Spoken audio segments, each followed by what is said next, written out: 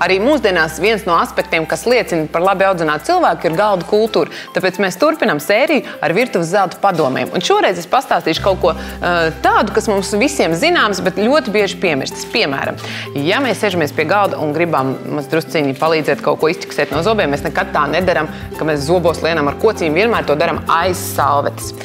Ar ēdienu vienmēr apkalpojam vispirms pa labi sēdošo, pēc tam pa kreisi sēdošo un tikai tad liekam paši sev. Un nekad pēc ēdiena nesniedzamies pāri galdam ar visu savu ķermeni, bet palūdzam vai nu kaimiņam vai namatēvam.